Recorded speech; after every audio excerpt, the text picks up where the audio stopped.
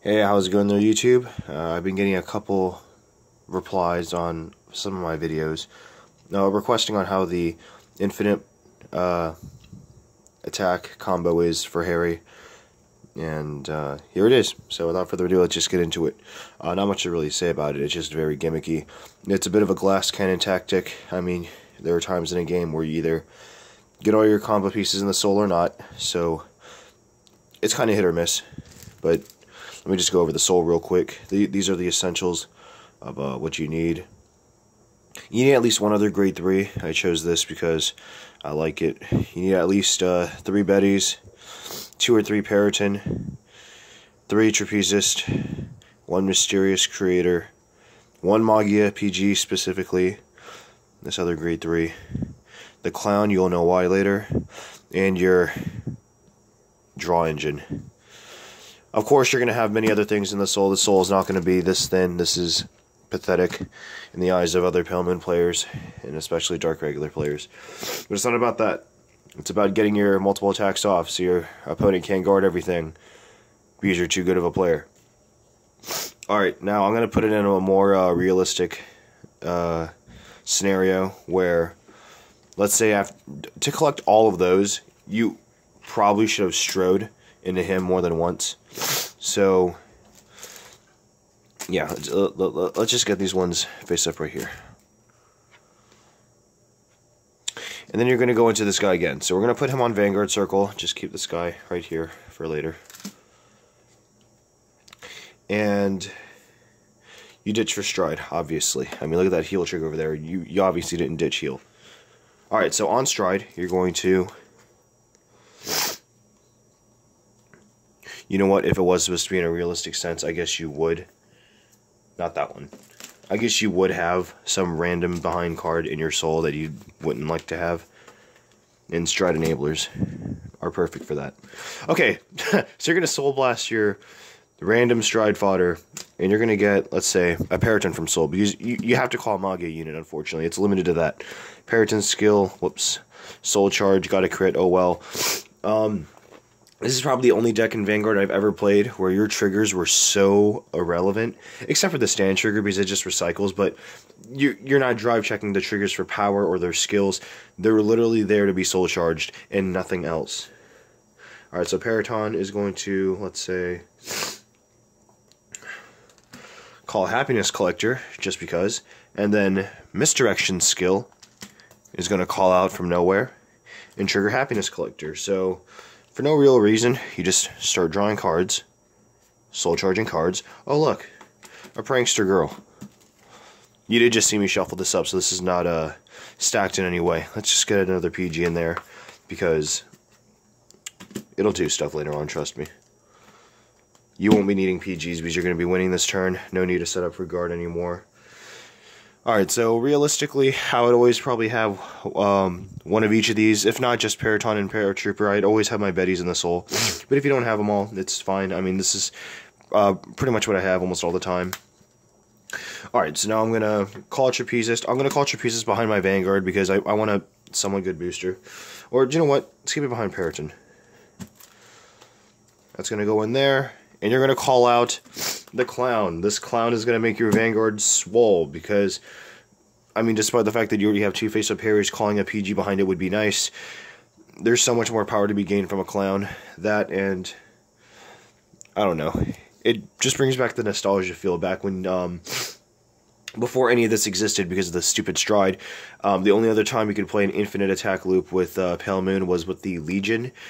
And the only way that your Legion can be, your Vanguard specifically, can be buffed up to the point that it's near unguardable unless it's PG'd only, was with this behind the Vanguard. And it was so gimmicky at the time, but thankfully I don't need to play it because it does require you to be in Legion, so it's already 1 turn lost. But the turn that you Legion is your kill turn at the same time, so you really got to make it count. Alright, so after that's called, I still have these cards in hand. Let's see, do you know what? No, let's put this here. That's a better idea. That way we don't kill it off with Periton, because you need as many of these things as you can get. Soul Charge, you get another Clown. That Clown's pointless. I already have one right here. Oh, bump the tripod. Let's get that Trapezist. This Trapezist is going to move this one into Soul. You can target a Trapezes to put in the soul, but you can't call one out, remember. Oh, God. Let's call that PG that we had, because this PG is Magia, and it's going to gain a lot of power. Still have these cards in hand. Let's call off Misdirection. Here, you just served your purpose by helping me get a stand trigger and lower my deck. I mean, deck thingy is winning. Call a Harri, because why not? If you're wondering why this is the only common one and not SP, I refuse to SP out this one, because this was the first Harri that I ever got. So, I don't know, sentimental value, shit. And that's pretty much it, really. I mean, technically, if you did have a Betty in hand, as long as you have at least 2 or 3 in soul, you are perfectly fine. You don't have to worry about this Betty, so this can stay in hand. That's the only reason why I kept it in hand, is just to let y'all know. You don't have to worry. Alright, so what you're going to do is, of course, attack with rear guards. So you're going to go a simple 15. You have 2 face up, so it's +3 for each, 6, making that a 21k column on its own. Very nice. These both have Magia, so this is where you got to do a little bit more math. So it's 17, 6 each, +12. 17 plus 12 is 29, so 29, even bigger. Wish it was 31, but we're not just there yet. We're not there just yet. Swing for 26. It's going to be a little bit bigger because of... no, I'm sorry, it's not going to be big. It's going to be bigger right now. So you're just going to counterblast 1. Persona flip. Now you have 3 face up, 9k to the board, wherever Magia lies. And you're going to choose 2 units to put into the soul. Let's see what else I have in here. Perfect. I already know I have all my other grade 3s. So, we're going to put Periton and Purple Trapezes into the soul. These are going to die, so just get rid of them. You know what? No. I want to see the Harri. I don't know. Art's nice. Shoot. Now you're going to call 3 units. You're going to call 1 grade 3 here. The Betty. Yeah. Actually, do you know what? No, I lied. That's not going to die off just yet. You're actually going to abuse this. Call that there. And bam, those are your 3 units. My idiot self did not think this through. Because there's a million different scenarios and ways this combo can go off. And this is one I made up because... it can happen. There is a chance. There is a scenario where I've done this exact thing before, except I probably didn't have the clown, or I was short maybe 2 Trapezes. But then there are other times where I did have all my Trapezes. So I just thought, you know what? That one perfect game out of like the 50 that I've done, no, hundreds that I've done with this deck. I've been playing this deck so much with the proxies and stuff. I was so hype. There are times where I've gotten this far. Okay, so trust me. So you call these 3. Trapezist, you're going to move the PG into the soul, and call out the first Betty, and so it begins. Alright, so you called out 4 units. Go ahead and give your Vanguard 8k, because why not? And let's proceed with the triple drive. Heal trigger, heal, because why not? Power here, because it's a weaker column, doesn't really matter, just short by 1k. A stand trigger, power here, make it a little equal on both sides. Another stand trigger, let's go power here, just for the hell of it. Just so I keep track. I don't have my dice on me. Alrighty, swing with the bigger column.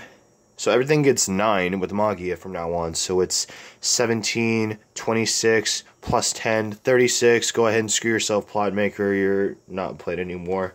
I don't know. Don't take that out on me. 18 plus 9, 27 plus a 5, 32. Wreck 'em. Add these to your hand. Your hand's borderline pointless now. Okay, so at the end of the battle that it boosted, Betty, put the better Harri into the soul. Go ahead and call out your Periton.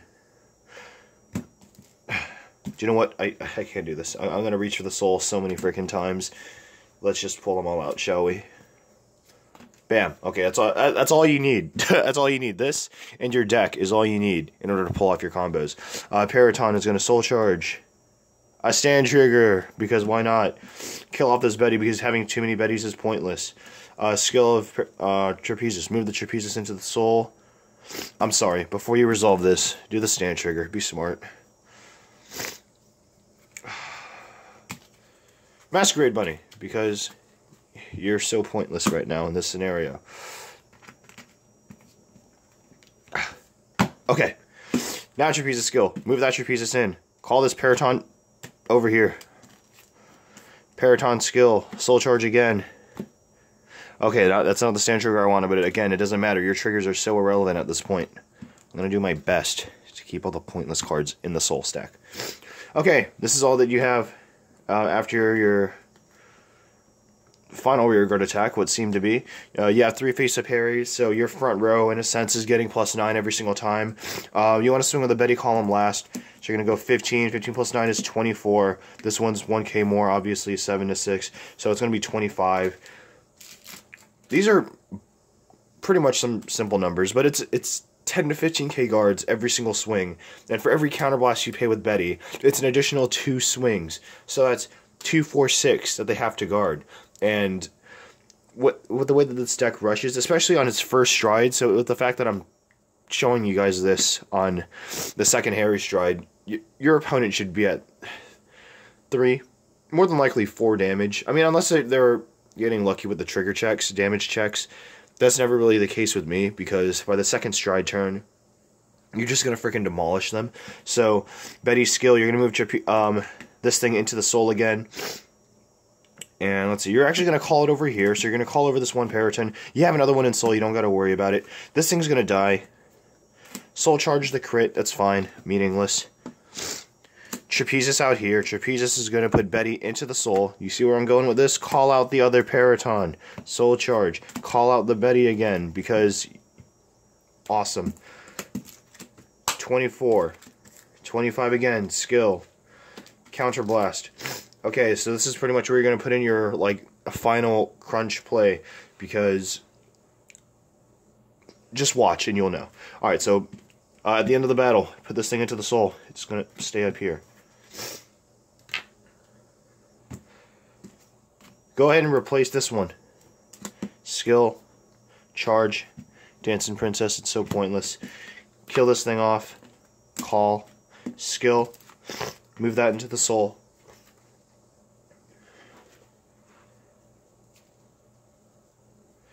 Call. It has Magia. That's so cool. Before I ever wanted to play this thing, I always thought her skill was simple, sure. And then it had Magia, and I was like, oh no, this new Harri can abuse this thing now. Alright, so skill, counterblast, 1 call, 1 card out. Don't bother with the other Bettys. It's not really worth it. At this point, realistically, you should have this one last monstrous column to swing with. So go ahead and swing with another simple 24. Your opponent should be able to guard this, no biggie, maybe. It really just depends on what you're playing against. And then go ahead and swing with this other giant column and GG. If you need a number, it's, 16 plus 18. 34, I think? I don't know, I'm just right off the top of my head. But yeah, that was pretty much the Harri Infinite Attack combo. It's not perfect, and no, you're not always going to win with it, but it is extremely gimmicky, and if you do, there's a reason why you won. It's because every single attack is a 15k guard, and you're swinging like an additional, 4-6 times with the rear guards alone, outside of your original first wave before the Vanguard. This is such a nutty thing to do, but it's super fun. Having to get that set up is not hard at all, given how many soul charges you're going to do so quick with your starter, Periton, and your other strides. Realistically, if your opponent's going to choke you out for damage, you could just go for Millward for early game rush and on-hit pressure. It's another way to bait out cards from your opponent's hand if they're not trying to guard 10 attacks in your first stride. Flip up your first Harri. Everything gains 6k with Magia on your first Harri stride. That's fantastic. Go into Mephisto, because why not? Or if you have 1 or 2 stand triggers in your hand, but you have a Trapezis, so you know you can get one of the stand triggers back and search for any card, put it into your deck. Go for Prana. That 1 extra counterblast is so much worth it. And with you playing 4 Sky High Walkers, it's practically impossible for you not to get your damage back. It's literally impossible. With 1 single Sky High Walker, you can get, out of these 4, at least 3 back in a single turn. And that's pretty much it. Yeah. I hope you guys enjoyed my simple yet random tutorial on how to do this infinite loop. Hope you guys enjoy. Have fun. This is not meant to be taken in a serious sense. However, if I'm ever going to try to play competitively, this is what I would choose, unfortunately. So, yeah, stay tuned for more content and the poor man's guide to building Harri. A tier 0 deck under $100 that you can win at your locals and anywhere else for nothing, really. Alright.